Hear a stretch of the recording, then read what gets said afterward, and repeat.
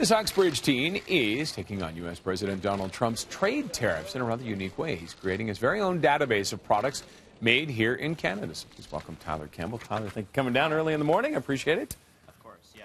Tell us a little bit about the website, how it originated, and what do you have on there? Right. So the idea sort of started shortly after the retaliatory tariff started on July 1st. I was together with my dad, my uncle, my whole family for my uncle's birthday party.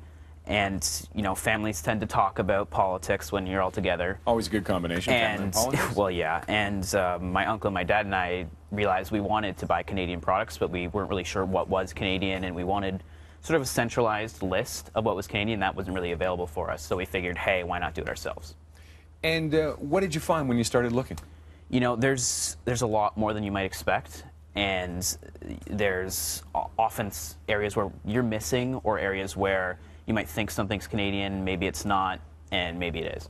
And what are, give me a couple of examples, some of those surprise ones. For example, the socks I'm wearing, I thought were made here in Toronto, so they're poutine socks. Poutine socks, perfect. And their line is, I thought, manufactured in Toronto, but it's only one line, and we didn't really find out until after we had actually bought them that they were made in China but designed in Canada.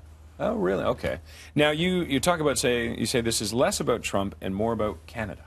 Well, yeah, I think a lot of people have been using the trade war as a justification to buy Canadian, and if you want to buy Canadian because of that, I think that's great. But at the same time, I think we should be buying Canadian regardless of what's happening in the States. And, you know, that's what we try to encourage. We try to encourage people to think about what they're buying and to buy things based on, you know, their own thoughts rather than, hey, let's just, you know, fight the U.S. What, do you look at prices as well, or no? Or no. Just the products themselves? We might occasionally mention that something can be a bit more expensive because oftentimes it will be a bit more expensive just because when something's made in Canada, it's less likely to have, you know, sketchy business practices involved. And as such, it's going to be slightly more expensive, but the quality is definitely worth it. And decent wages for the people who are making exactly. It, which is a big thing. Now, one of the things we were talking about is made in Canada versus product of Canada. And there's a difference. You think they'd almost be the same, but there's a noticeable difference. So made in Canada basically means that 51% or more of the labor and the costs has to be in Canada. And then they have to give a qualifying statement where basically it's made with domestic ingredients, domestic and imported ingredients, whereas product of Canada, 98% or more has to be Canadian labor, Canadian costs, Canadian ingredients.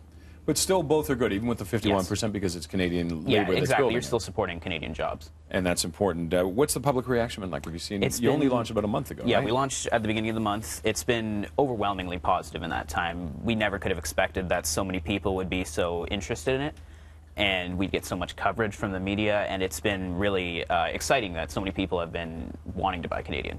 And you find people are saying, hey, you got to put this on, and they're sending things? So we have a submissions page on the website, and we've gotten close to 2,000 submissions now, and it's been insane. There's been so much stuff that I never knew was Canadian.